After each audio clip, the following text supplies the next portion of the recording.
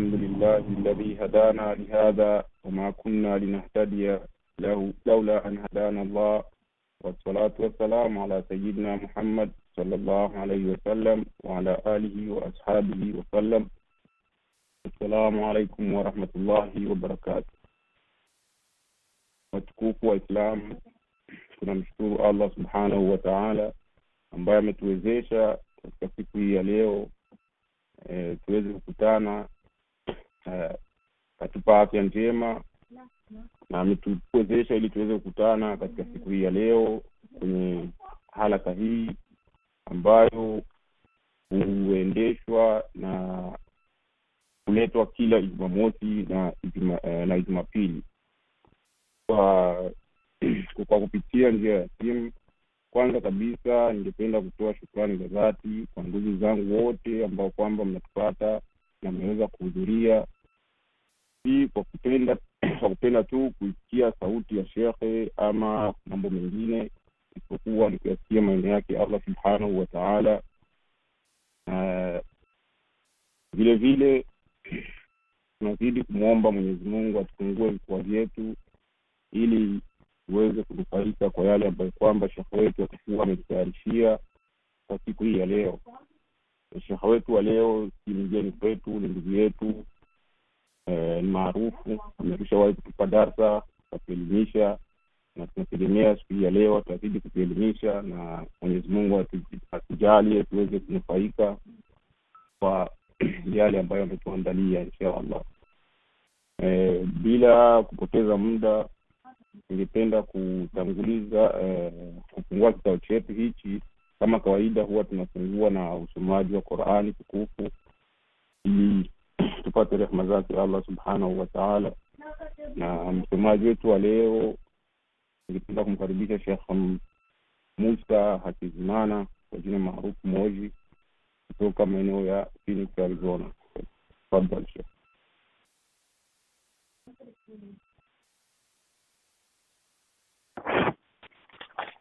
أعوذ بالله من الشيطان الرجيم.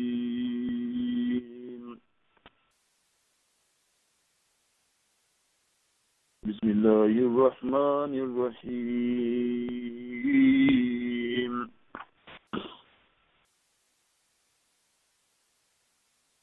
يا أيها الذين آمنوا لا تقدموا بين يدي الله ورسوله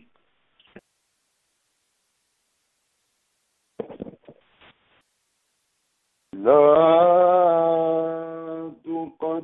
تقدموا بين يدي الله ورسوله واتقوا الله إن الله سميع عليم.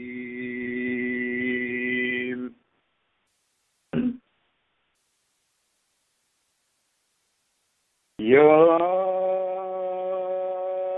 أيها الذين آمنوا لا ترفعوا أصواتكم فوق صوت النبي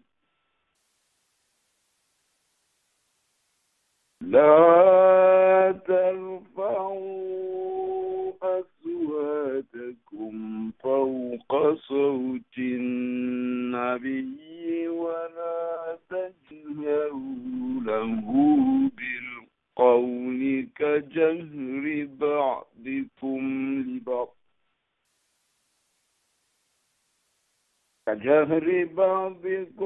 لبعض أن تحبط أعمالكم وأنتم لا تشعرون.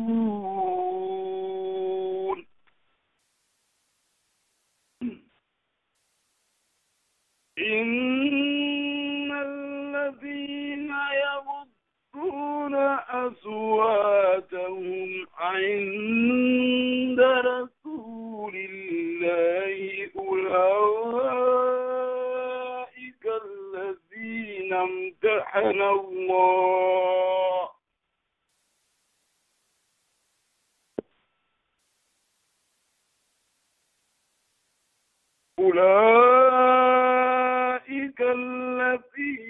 امتحن الله قلوبهم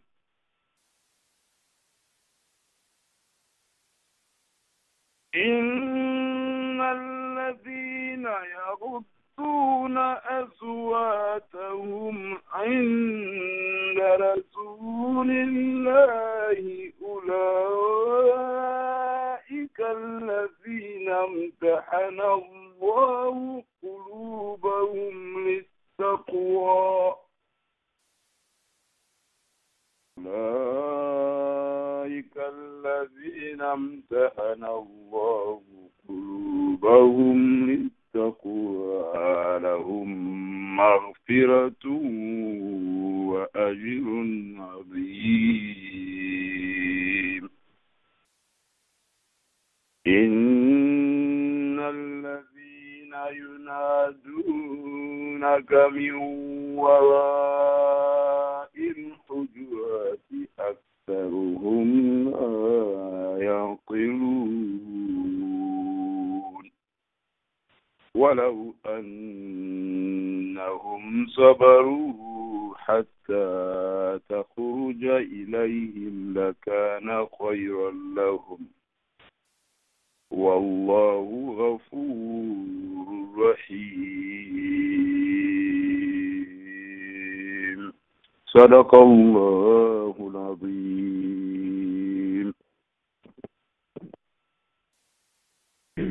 صدق الله العظيم. Ya Sheikh, shukrani kwa ujumbe huyo. Haya zenye ujumbe mzito.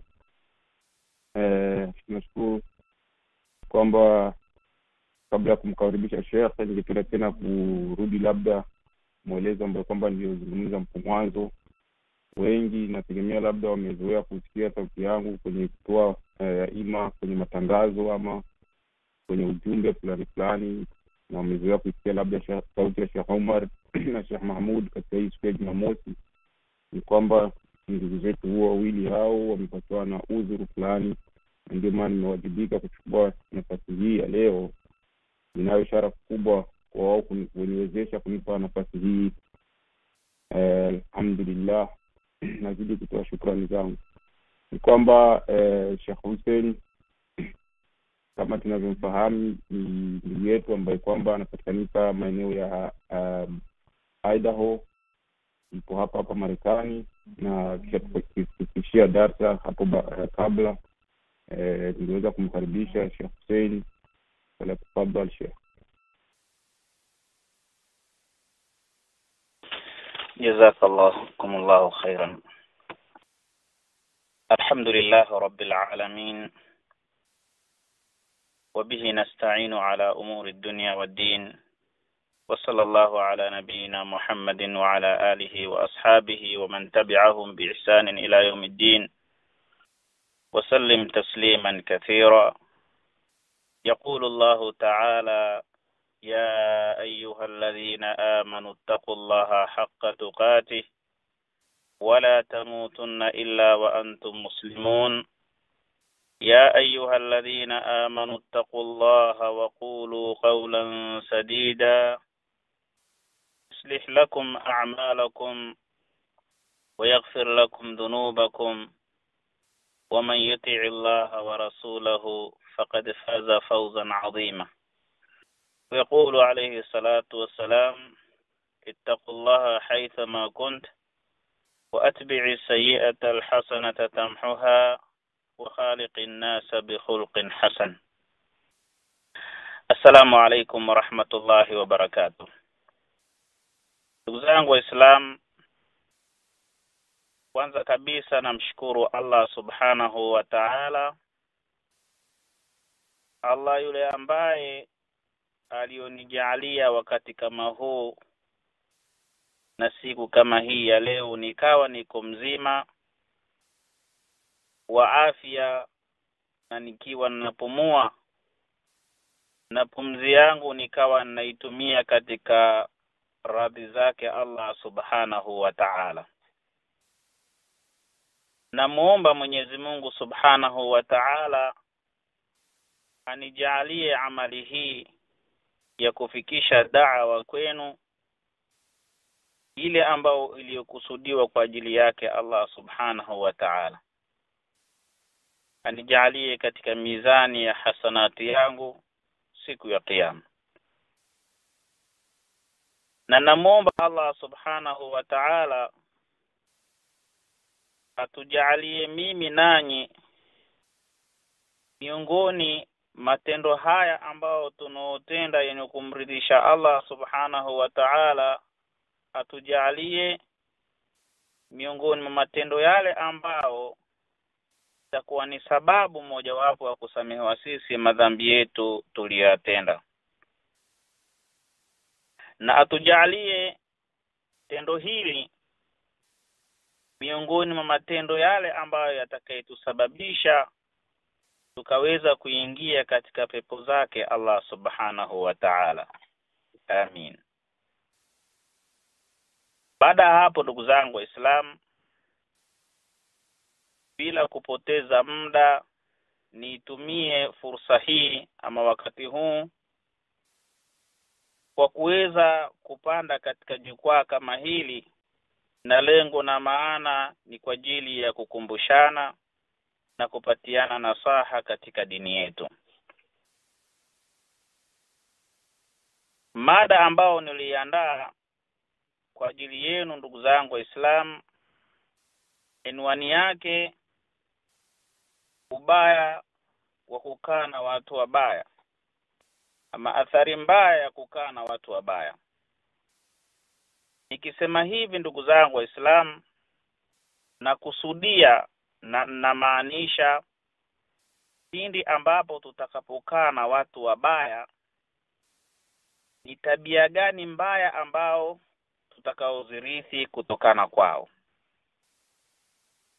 Kwa hakika ndugu zangu Waislamu, binadamu popote atokapo ni mtu ambao anahitaji mwenzake wa kukaa naye, uhitaji rafiki wa kuweza kukaa naye katika maisha yao, yawe ni maisha ya kidunia ama yawe katika maisha ambao ya kiakhera. Tukiangalia Mwenyezi Mungu subhanahu wa ta'ala katika kumuumba baba yetu Adam, baada ya kumuumba akamuumbia mwenzake ambao ni bibi yake aliyokuwa Hawa. Na hivyo ndivyo ambavyo katika Qur'ani, pindi ambapo tunapoiangalia Qur'ani kwa kima na katika hali ambao ya kidhahiri kabisa katika dunia, namna vile ambavyo binadamu tunavyoishi, binadamu hawezi kuishi peke yake bila kuwa na mwenzake. Na hiyo hali ama huyo mwenza humsababisha mwenzake awezi kufaulu katika maisha ya kidunia ama awezi kuhasarika nayo, na huweza akamsababishia katika maisha ya kiakhira aweze kuhasarika nayo ama aweze kufaulu nayo. Ndiyo maana Bwana Mtume Muhammad sallallahu alayhi wasallam anavotufundisha katika dini yetu tuweze kuangalia ni rafiki gani ambao wa kuweza kumfanya ili tukae naye iwe ni sababu moja wetu wa kuweza kupata saada katika dunia na akhera. Ndio Bwana Mtume Muhammad sallallahu alayhi wasallam anasema, almar'u ala dini khalilihi falyanzur ahadukum man yukhaliluhu. Hakika kwa kila mtu yuko katika dini ya kipenzi chake, dini ya rafiki yake. kwa kila mmoja huwa katika dini ya rafiki yake ama tabia ya rafiki yake. Sasa ikiwa kwa kila mtu yuko katika tabia ya rafiki yake ama yuko katika dini ya rafiki yake, falyanzur ahadukum man yukhaliluhu, angalie mmoja wenu ni nani ambaye anofanya kuwa ni rafiki. Kabla hukumfanya rafiki, muangalie hali yake iko namna gani. Kwani wengi wameweza kufaulu kutokana na marafiki na wengi wamehasarika kutokana na marafiki. Tukiangalia mfano mdogo katika mambo ya kidunia, unakuta vijana wengi wako ndani ya majela. Vijana wengi wamekuwa ni wanywaji pombe. Vijana wengi wamekuwa wakitumia madawa ya kulevya. Vijana wengi wamekuwa tabia zao si mienendo ambayo ya Kiislamu, na ukiangalia tabia zile ya kwamba wamezichukua kutokana na marafiki zao. Wengi ambao waliotoka katika nchi tofauti tofauti ambazo nchi zilizokuwa na madhahirul iman, nchi ambao zilizokuwa na sha'airul iman, ni watu ambao walikuwa ni mutadayin, watu wenye dini. Mavazi yao yalikuwa ni mavazi ya uchaji Mungu. Haiwapitii siku ila isipokuwa kitabu cha Mwenyezi Mungu wamekiangalia ama wamekisikiliza. Walipofika hapa, zikabadilika tabia zao na wakawa ni watu ambao wenye hali mbaya kutokana na kukaa na marafiki wabaya. Naam, anaweza akawa rafiki yako huyo ni ndugu yako wa karibu, ni ndugu ambao wa kabila moja, ni ndugu ambao mmetoka mji mmoja, ni ndugu ambao mmetoka nchi moja, lakini muangalie yuko namna gani. Ndugu huyu ni ndugu wa Mwenyezi Mungu? Ndugu huyu ni ndugu wa namna gani? Kwani watu kama hawa, kwa kukaa na watu wabaya kama hawa, na akawa hana budi, kwa sababu ni ndugu yake wa kutoka nchi moja, ni ndugu yake wa kabila, ni ndugu yake wa ukoo, akawa hana budi, akiangalia pande zote haoni mtu aliyekuwa karibu na yeye isipokuwa ni huyu, akamfunganisha undugu wa karibu na huyu. Akawa ndugu kama huyu si ndugu ambao wa kiimani, si ndugu ambaye aliyekuwa karibu ya Mwenyezi Mungu. Ni mnywaji pombe, ni mwenda kwenye viklabu, ni msikilizaji muziki, ni mwenye kuvaa mavazi ambayo yasiyokuwa ya Kiislamu, kuvaa vieni, kuvaa heleni, ndiyo ni ndugu yako. Ni mawili pindi ambapo utakapokaa naye, aidha umvute, umtoe katika hali ile ambayo iko nayo, ama akuvute. Na pindi utakapochukulia ni kawaida, ndugu yangu Muislamu, ukaweza kukaa na mtu kama huyu kidogo kidogo, kwa sababu kwa kila unapomtembelea yeye, vile ambavyo alivyokuwa kawaida yake ni msikilizaji wa mziki, na wewe mziki kwako Mwenyezi Mungu kauharamisha, lakini ikawa ni jambo lenye kuchukiza kwako, kwa sababu ni ndugu, utamfanya namna gani?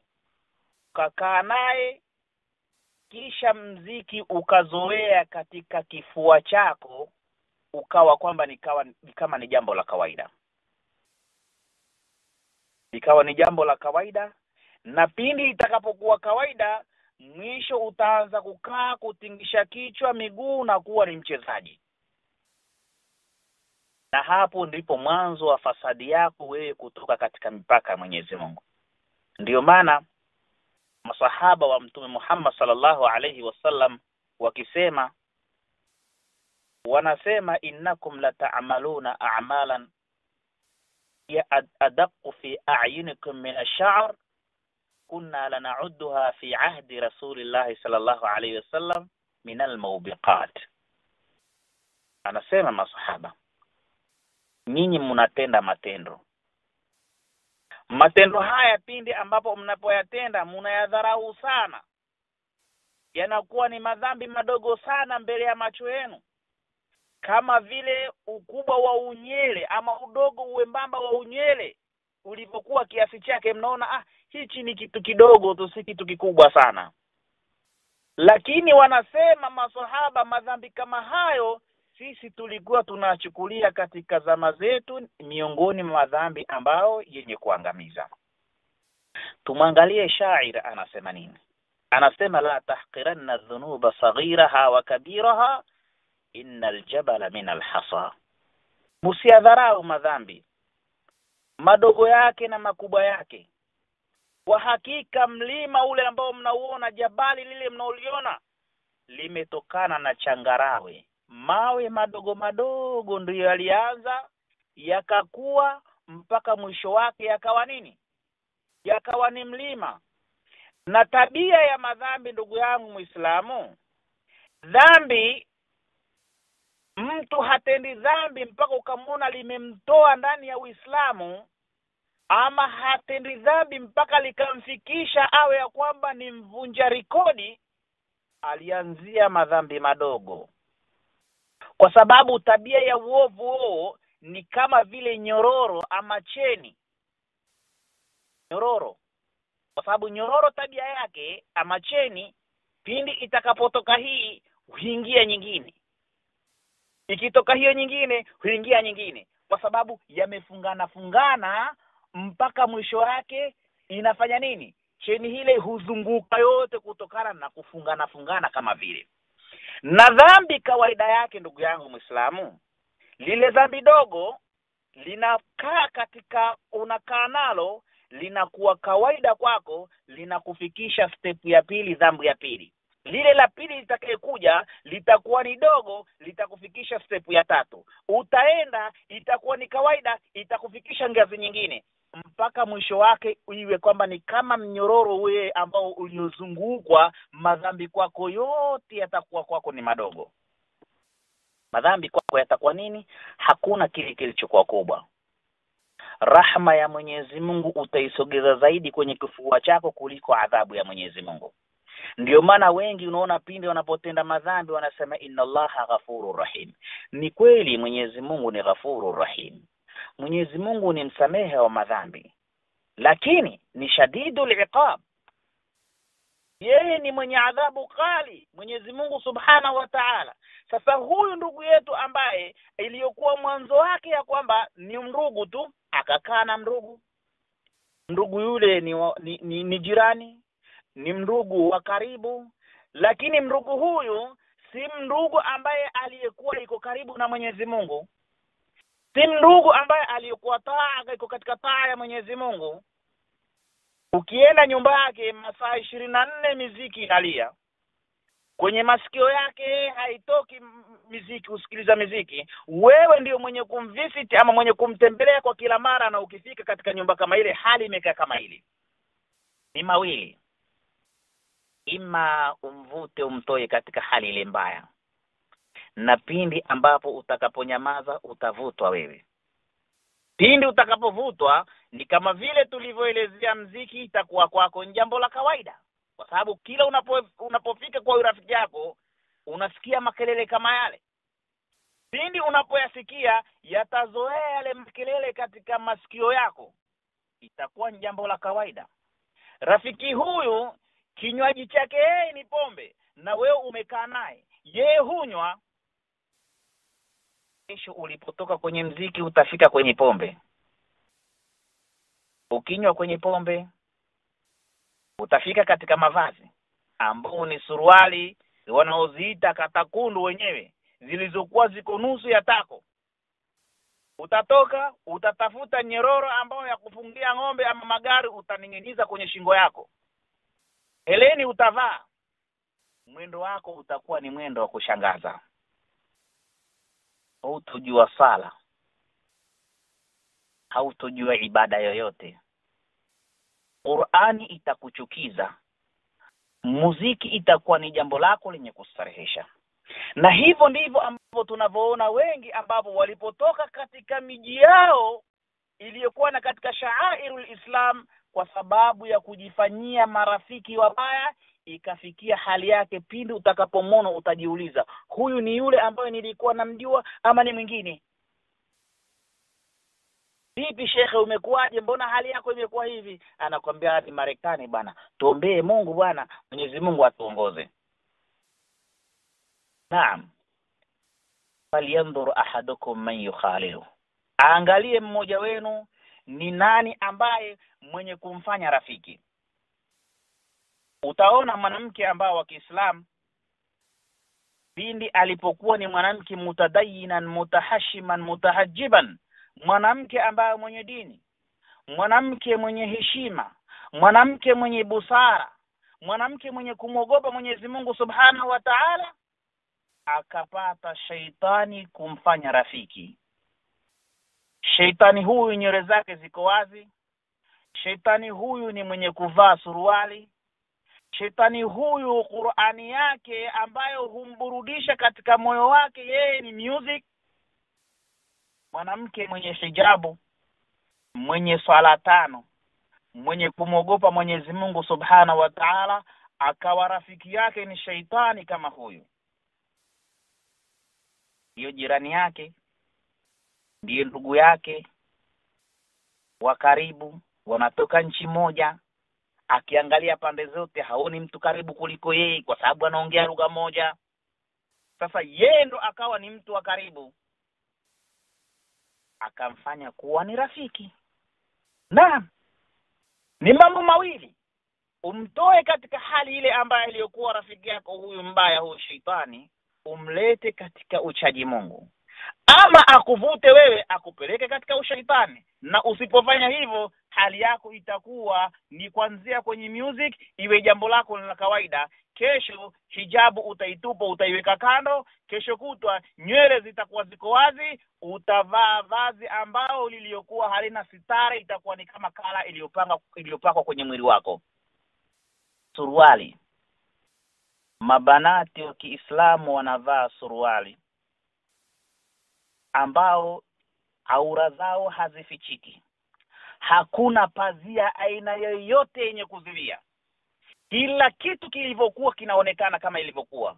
Hawakufikishwa na hali kama hii ila isipokuwa ni marafiki wabaya, kwa sababu ni freedom, ni Marekani.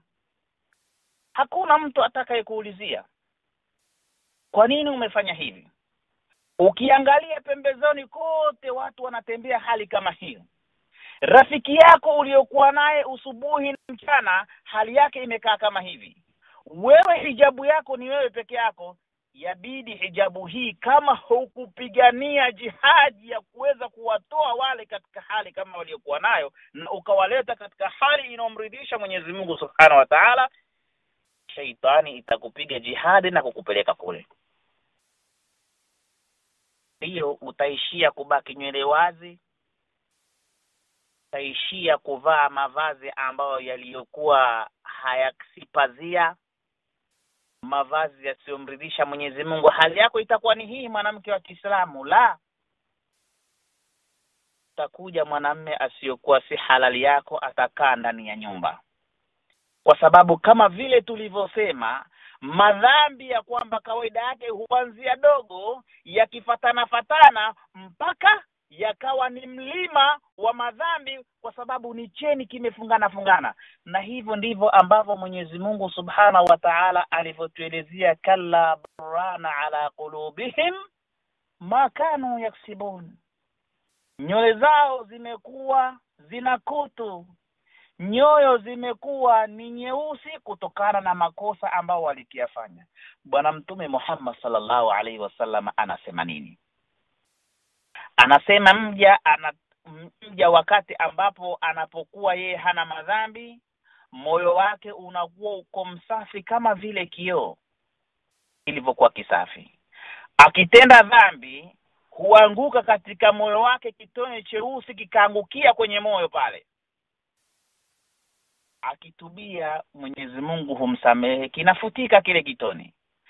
Asipotubia akatenda lingine, huanguka teno lingine likawa linapanuka, hutenda lingine linaanguka kwenye moyo ikawa inapanuka, mwisho inafunika moyo mzima, anakuwa kafaratun fajara. Hasikii adhana wala sala ya Mtume Muhammad sallallahu alaihi wasallam, hajui ucha Mungu, rahma ya Mwenyezi Mungu kwake inakuwa iko karibu kuliko adhabu yake, na hali yake inakuwa kama hivyo mpaka malakal mauti anamkuta kwa hali kama hiyo. Je, itakusaidia mema ambao uliyotenda hapo mbeleni, ndugu yangu Muislamu? La, hayatokusaidia, kwa sababu bwana Mtume Muhammad sallallahu alaihi wasallam anasema yub'athul mar'u ala ma mata alayhi, mtu hufufuliwa siku ya kiyama kutokana na jambo la mwisho ambao aliyokuwa amefanya nini, aliyolimalizia. Sasa hali kama hii, pindi utakapokuwa kama hivi, ndugu yangu Muislamu, tuangalie Mwenyezi Mungu Subhanahu wa Ta'ala anasema nini kuhusu madhalim kama hawa, ama kujifanyia rafiki wabaya kama hivi itakuwa namna gani siku ya kiyama. Allah Subhanahu wa Ta'ala anasema, wa yawma ya'uddu adh-dhalimu ala yadayhi yaqulu ya laitani ittakhadhtu ma'a ar-rasuli sabila ya waylata laitani lam attakhidh fulanan khalila laqad adallani 'ani adh-dhikri ba'da idh ja'ani wa kana ash-shaytanu lil-insani khadhula. Allahu akbar. Allah Subhanahu wa Ta'ala anatuelezea marafiki ambavyo watakavyokuwa siku ya kiyama. Ndiyo bwana Mtume Muhammad sallallahu alaihi wasallam anasema, kila urafiki utakatika ila isipokuwa urafiki uliokuwa kwa ajili ya Allah Subhanahu wa Ta'ala. Marafiki watalaumiana wenyewe kwa wenyewe siku ya kiyama, ila isipokuwa urafiki uliokuwa kwa ajili ya Allah Subhanahu wa Ta'ala. Mwenyezi Mungu Subhanahu wa Ta'ala anatuelezea kisa cha madhalim waliojifanyia na marafiki mabaya. Anasema siku hiyo watakuwa ni wenye kujuta, majuto ambaye hayatowasaidia chochote. Majuto ya kuuma vidole vyao ni kuonyesha ya kwamba mtu kama huyo amehasarika, na ni majuto ya hali ya juu kabisa, akijutia akisema afadhali ningenimfuata Mtume Muhammad sallallahu alaihi wasallam, laiti ningelifuata njia ya Mtume Muhammad sallallahu alaihi wasallam, laiti ningelifuata njia ya waumini na watu wema, ya wailata laitani lam attakhidh fulanan khalila, ole wangu, maangamivu juu yangu, kwa nini nimejifanyia kuwa fulani nikamfanya kuwa ni mirafiki. Laqad adallani 'ani dhikri ba'da idh ja'ani wa kana ash-shaytanu lil-insani khadula, hakika amenipoteza katika njia, amenipoteza katika dhikri ya Allah Subhanahu wa Ta'ala, Qur'ani ya Allah, amenipoteza katika dini ya Mwenyezi Mungu, amenipotoa katika dini ya Allah Subhanahu wa Ta'ala, amenipotoa katika mwenendo wa Allah Subhanahu wa Ta'ala, amenipotoa katika matakwa ya Allah Subhanahu wa Ta'ala, baada idh ja'ani, baada kunijilia. Lakini hivyo ndivyo ambavyo ilivyokuwa shaytan. Shaytani humdhalilisha mja wake, akawa ni shaytani rafiki mbaya kama huyu. Msistaajabu pindi ambapo unaposema ya kwamba rafiki huyu mbaya ni shaytani. Allah Subhanahu wa Ta'ala yeye ndiye ambaye aliyosema, al-akhillau yawma idhin ba'dhuhum li ba'dhin aduwwun illa al-muttaqin, marafiki siku hiyo watakuwa baadhi yao kwa baadhi nyingine watawiliana maadui isipokuwa wachaji Mungu. Anasema Ibn Jarir katika tafsiri ya hii aya, wa yawma ya'uddu adh-dhalim, anasema al-mushriku bi rabbih ala yadayhi nadman. Mushrik ni yule aliyemshirikisha Allah Subhanahu wa Ta'ala mbele ya Allah Subhanahu wa Ta'ala, akiwa anajijutia kwa yale ambayo aliyokuwa ameyafanya, anajuta, na yote haya ni rafiki ambaye mbaya waliokuwa wakiyatenda. Tumwangalie ami yake Mtume Muhammad sallallahu alaihi wasallam, Abdul Muttalib. Ni namna gani marafiki wabaya waliomfikisha hali yake, hawakumwacha marafiki mabaya mpaka wakamchukua wakampeleka kwenye moto, wakamweka katika mikono ya moto, ndio wakamwachilia. Ni yake Mtume Muhammad sallallahu alaihi wasallam anakufa, yuko katika sakaratul maut. Bwana Mtume Muhammad sallallahu alaihi wasallam anambia, ya am, qul la ilaha illa Allah, sema la ilaha illa Allah, kalimatun uhaju laka biha inda Allah, neno ambalo mbele ya Mwenyezi Mungu nitakutetea pindi ambapo utakapolisema. Tamka la ilaha illa Allah. Angalia marafiki wabaya, akiangalia huku wakina Abu Lahab wamekaa ukando, wanamwangalia, wanamwambia atarghabu an dini Abdul Muttalib, ya kwamba unataka utoke leo kwa sababu ya mtoto wako, dini ya mababu zako. Hawakuacha kumrudishia hicho kitendo ama hilo neno mpaka wamehakikisha yeye amekufa hali ya kuwa yeye si Muislamu. Hiyo ndiyo hali ambao ya watu wabaya. Tuangalie Bwana Mtume Muhammad sallallahu alaihi wasallam anasema nini katika kuhusu marafiki wabaya. Anasema, inma mathalu jalisi salih wa jalisi su kahamilil misk wa nafikhil kir. Fahamilil misk imma an yuhdhik wa imma an tabta'a min wa imma an tajida minhu rihan tayyiba, wa nafikhul kir imma an yahriqa thiyabak wa imma an tajida minhu rihan khabitha. Anasema Bwana Mtume Muhammad sallallahu alaihi wasallam katika kutoa mfano wa watu ambao wabaya. Anasema mfano wa kukaa, yani makazi ya watu wazuri na makazi ya watu wabaya. Anasema inma mathalu jalisi salih, mfano kukaa na watu ambao wazuri, wa jalisi suu, na watu wabaya, marafiki wabaya, kahamilil misk, ni kama vile ambavyo muuzaji wa mafuta mazuri, perfume zile, wa nafikhul kir, na yule ambaye nafikhul kir. Nafikhul kir ni yule mtu ambao ni ngozi ambao inotumika kwa ajili ya upepo kuweza kukolesha moto vile vyuma viweze kufanywa kama majembe ama visu ama mapanga. Ni ngozi ambayo inatumika ili iweze kubeba upepo kuweza kupuliza vizuri, yani moto wake, ili iweze chuma kuweza kukoleza namna vizuri. Anasema fahamilil misk, anatoa mfano wa ule ambaye mtu mzuri ni mfano wa ule ambaye muuzaji mafuta mazuri, zile perfume.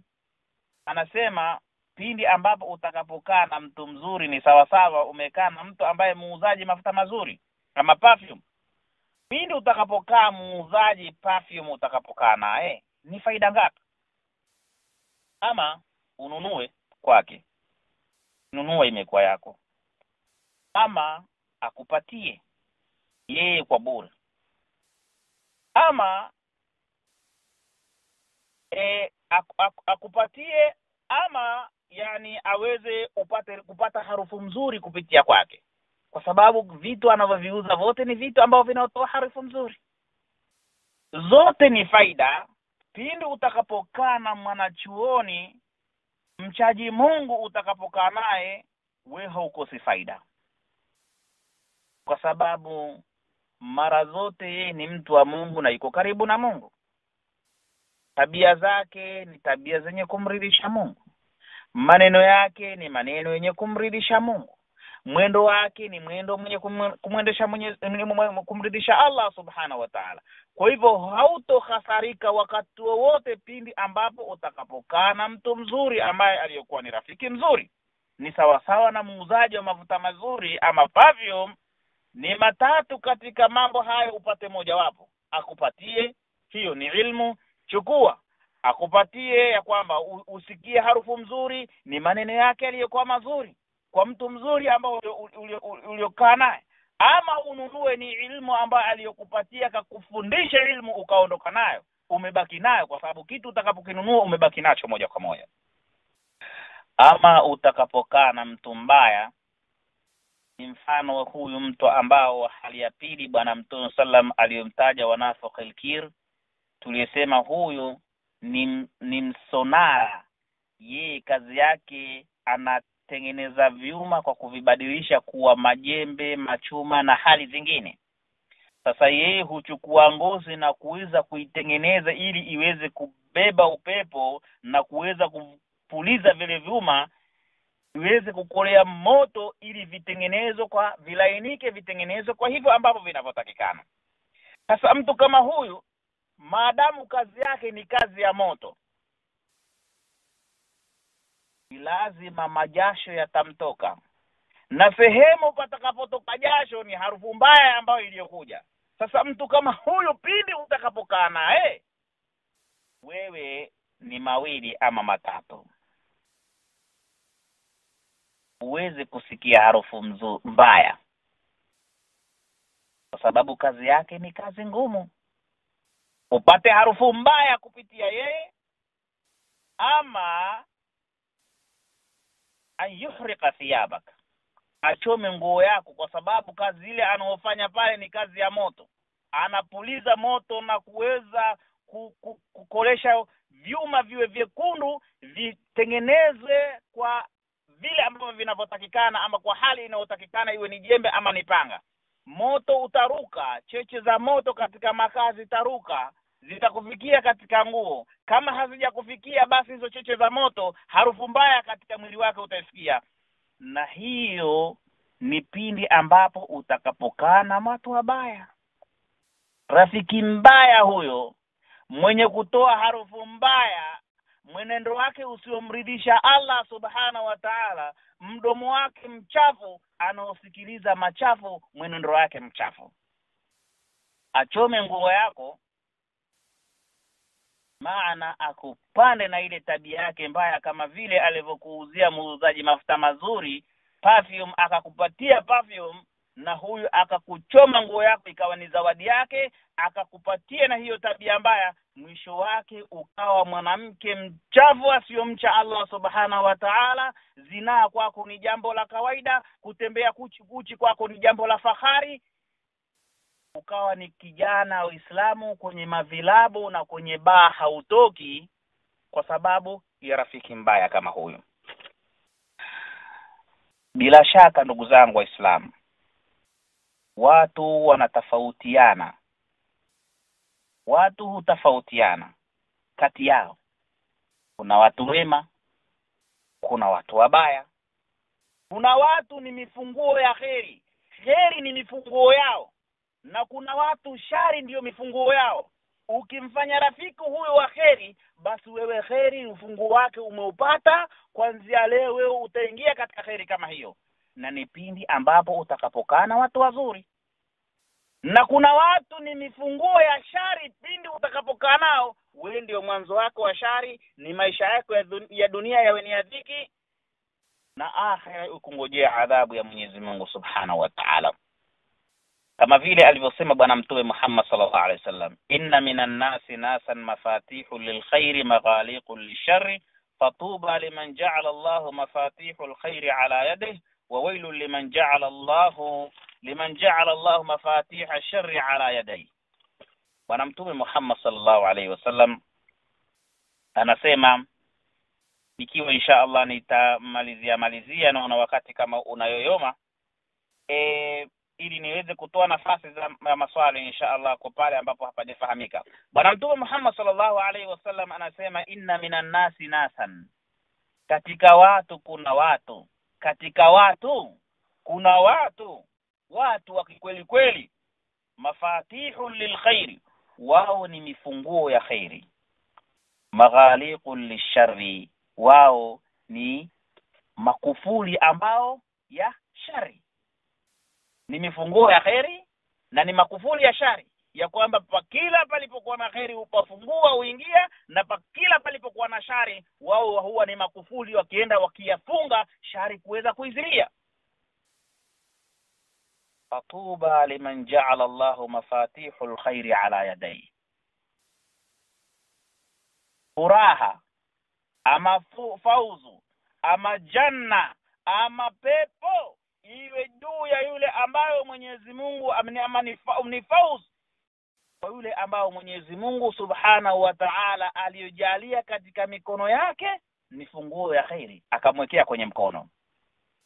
Pindi utakapokuwa na rafiki mwema, basi ujue mifunguo ya khairi imeanza kufunguka. Wawailu liman ja'ala Allah, na maangamivu yule ambayo Mwenyezi Mungu Subhanahu wa Ta'ala aliyomjalia mafatihul sharri ala yadayhi, mifunguo ya shari kumwekea katika mikono. Kwa sababu kwa kila palikuwa na shari huifungua, khairi huifunga. Mwenyezi Mungu Subhanahu wa Ta'ala tunamuomba atujalie wale ambao wenye kusikiliza mema na kuweza kuyafata. Na namuomba Allah Subhanahu wa Ta'ala kile ambacho nilichokisema cha sawa kutokana kwa Allah Subhanahu wa Ta'ala, na nilipoteleza basi hutokana katika nafsi yangu na shaitani, na hicho ndicho ambacho nilishajaliwa kuwafikishia leo ndugu zangu Waislamu insha Allah. Na hapo ndipo ambapo nitahitimisha wadi wangu kutokana na madakika ambao niliyopatiwa. Wassalamu alaikum wa rahmatullahi wa barakatuh. Wa alaikum assalam wa rahmatullahi wa barakatuh. Shukran Sheikh Hussein, ujumbe mzito kana kwamba ulikuwa umekaa kwenye glass mirror unatizama maisha ya watu ambao kwamba bado tunaingia Marekani hadi tunapambana na maisha hadi siku ya leo. Kwa kweli ujumbe yule ambaye ameusikia umetugusa watu wengi kabisa, kulingana na maisha ya mabadiliko ya maisha ya watu kutoka sehemu ambazo kwamba tumetoka miji tofauti, nchi tofauti, na kuingia katika mji huu, maisha tuliyoyakuta, marafiki ambao kwamba tuliwafanya ndio masahiba zetu. Kweli alhamdulillah kwa ukumbusho huyo, ni ukumbusho mzuri sana na tumeweza kunufaika. Ninatarajia hata ndugu zangu Waislamu wengi wetu wameweza kunufaika kwa ujumbe ambao kwamba wameweza kufikishia. Bila kupoteza muda, kama jinsi Sheikh alivyozungumzia, ni kwamba sehemu zozote ambazo kwamba labda mtu utakuwa kuweza kupambanikiwa vizuri ama kuelewa, unakaribishwa kwa swali ili aweze kuwekea uwazi vizuri inshallah. Na kama kawaida huwa tunatangaza namba 2 ambazo kwamba unaweza kutumia, na wengi labda tumekushazoea namba ya Sheikh Omar ambayo kwamba leo kwa nyuzi ambazo kwamba zimeweza kumfikia hakuweza kuhudhuria.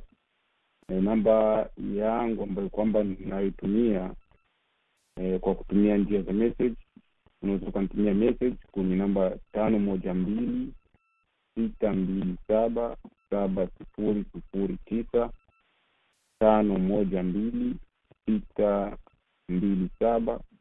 512-627-7009. Unaweza kunitumia message ili nifungue line yako. Labda tu naweza nikazungumzia kwa watu wa Canada, naweza nikakusaidia kidogo kwa sababu ya kutuma message. Naweza nikafungua line zenu ikiwa kama mna message na maswali ambayo kwamba mtaka kuuliza, ili mtusaidie tu mweke simu zenu sehemu ambazo kwamba zinaweza zikawa hamna fujo, mtuwaishie kwa jambo hilo, kwa sababu ili tumweze kusikika vyema inshallah.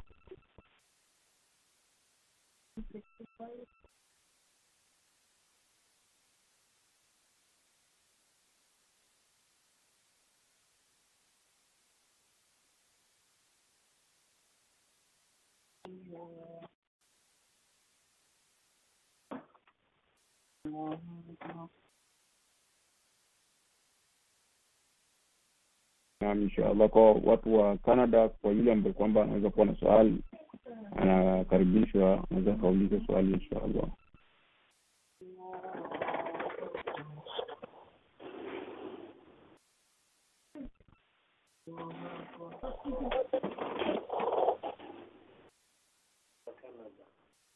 Ndio watu wa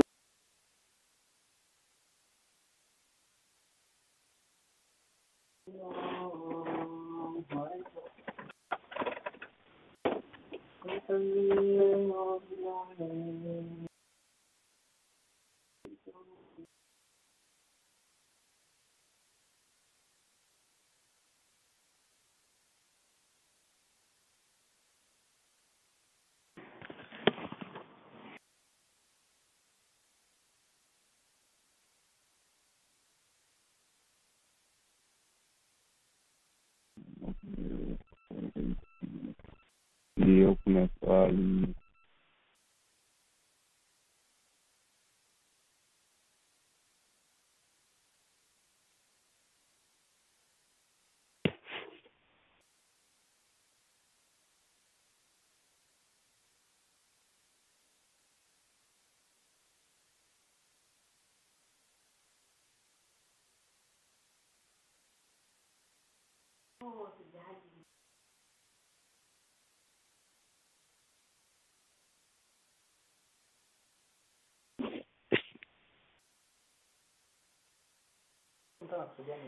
Na kuna ndugu amenitumia message, namba yake ya inaonekana kwenye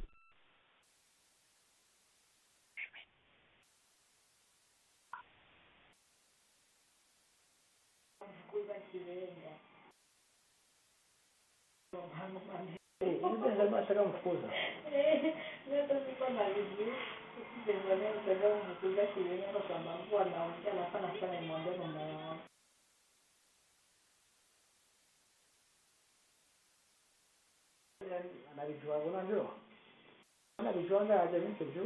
Mimi nafikiri mama yako ndiye analisema. Kange lijua. Nana sana. Kwa nini unapenda kuniita wakati niko na kusikiliza? ndio Sheikh. Karibu, naona una swali namba ya 418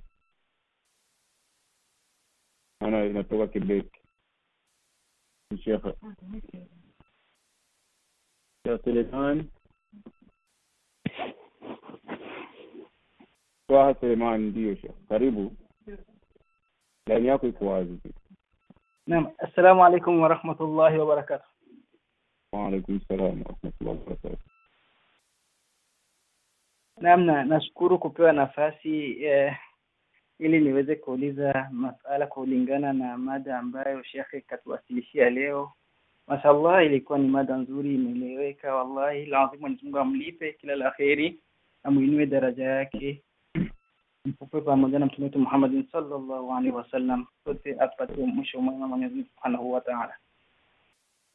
Ni kwamba Sheikh anashukuriwa sana kwa juhudi yake na mada yake ilikuwa nzuri sana, tumefurahi sana wallahi. Mimi nilikuwa na aya moja nilikuwa nataka Sheikh atushereheshie kwa uchache, sijui kama inaingiliana na mada ambayo Sheikh katufikishia. Aya yenyewe inapatikana katika suratu Al-An'am, ni aya ya 68 na 69. Nasema hivi: baada a'udhu billahi minash shaitani rajim, wa idha ra'aita alladhina yakhuduna fi ayatina fa'arid 'anhum حتى يخوضوا في حديث غيره وإما ينسينك الشيطان فلا تقعد بعد الذكرى مع القوم الظالمين وما على الذين يتقون من حسابهم من شيء ولكن ذكرى لعلهم يتقون. صدق الله العظيم. Nilikuwa nataka tupate faida kulingana na hii aya insha Allah.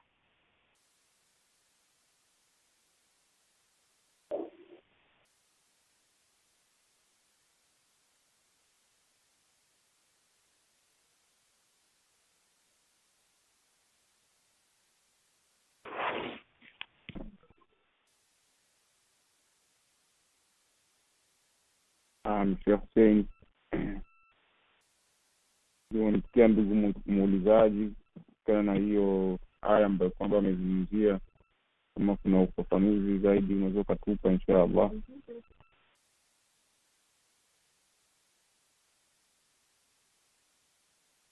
Amesema ni aya ngapi? Aya 68 na 69 sura Al-An'am.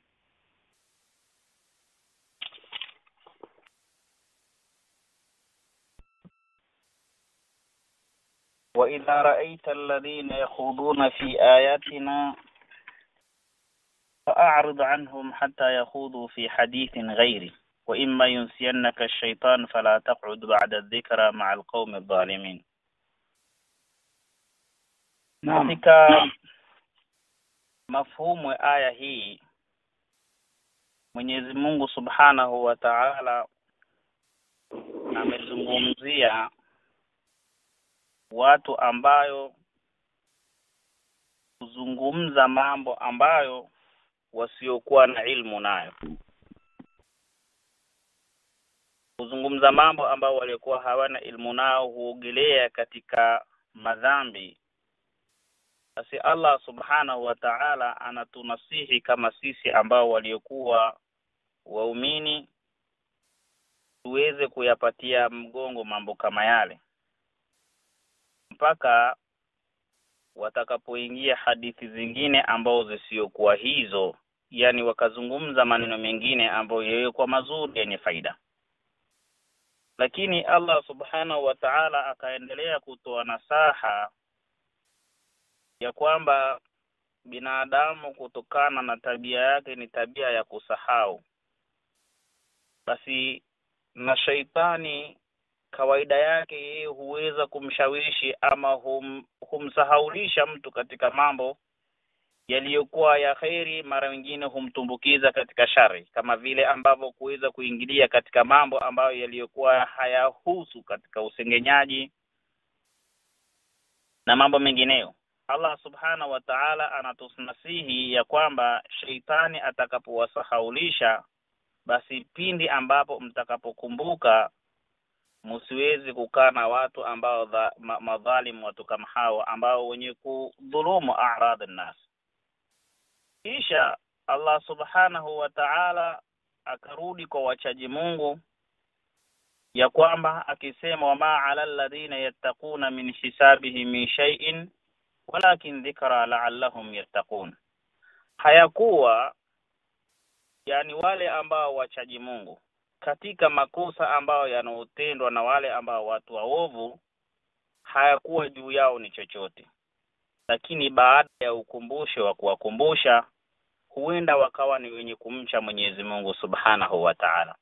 Hiyo naona ni kama katika mafumu ya aya kuweza kutukataza tusiweze kukaa na watu wabaya ambao waliokuwa hawazungumzi mazuri ila isipokuwa ni mabaya, na hadithi zao zikawa ni hadithi ambao zisizomridhisha Allah Subhanahu wa Ta'ala. Kwa hivyo nasaha tumepatiwa sisi tusiwezi kukaa na watu kama wale, na maongezi yao kama yale tuweze kuyapatia mgongo. Kwa hivyo naona kama labda saa ile hapa alikusudia, naona tuweze kuwakumbusha Mwenyezi Mungu Subhanahu wa Ta'ala, ili iwe ni sababu sisi ya kuweza kuwatoa katika maovu kama yale. Na pindi ambapo tutakapowakumbusha, basi Allah Subhanahu wa Ta'ala hatotuadhibu kutokana na makosa ambao walioyatenda wao, lakini juu yetu sisi ni kufikisha ujumbe. Ndio hicho ambacho tunachotakikana. Wallahu a'lam bisawab. Mashallah, Allah nimefurahi sana shekhe. Nimeridhika yani kwa tafsiri yako. Mwenyezi Mungu akujaze kila la kheri.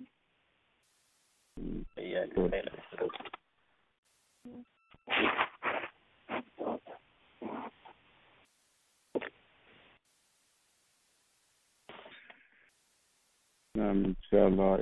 Kwa yule mwenye swali vile vile kulingana na maudhui ambayo kwamba shaka nizungumzia, labda nirejee namba yangu tena ni 5126277009.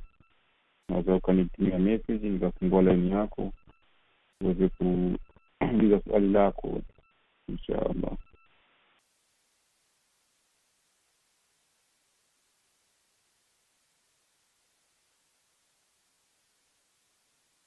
Naona wakati wa magharibi mwadia huko kwako.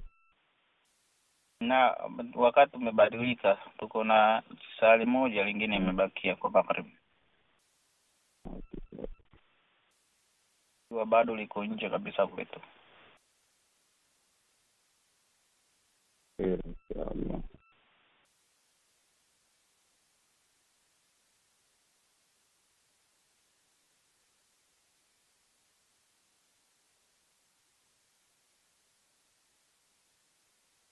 Inshallah, naona labda watu hawana maswali kulingana na maudhui. Midali ilikuwa ni maudhui ambayo kwamba imetusikia wengi na tumeweza kuelimika. Labda nitasema tutosheke na haya.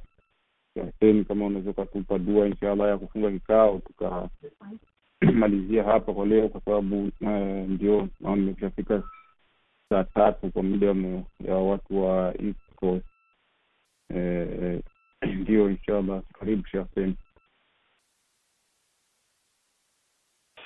Alhamdulillah wa bihi nasta'inu ala umuri ad-dunya wad-din wa sallallahu ala khairi khalqillah sayyidil awwalin wal akhirin sayyidina Muhammad ibn Abdullah wa ala alihi wa ashabihi wa man tabi'ahum bi ihsanin ila yawmiddin.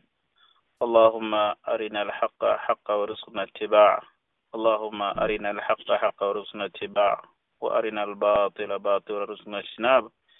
اللهم انفعنا بما علمتنا وعلمنا علما ينفعنا وارزقنا علما ينفعنا والحمد لله على كل حال ونعوذ بالله من حال أهل النار برحمتك يا أرحم الراحمين. وصلى الله على نبينا محمد وعلى آله وصحبه وسلم. السلام عليكم. وعليكم السلام ورحمة الله وبركاته.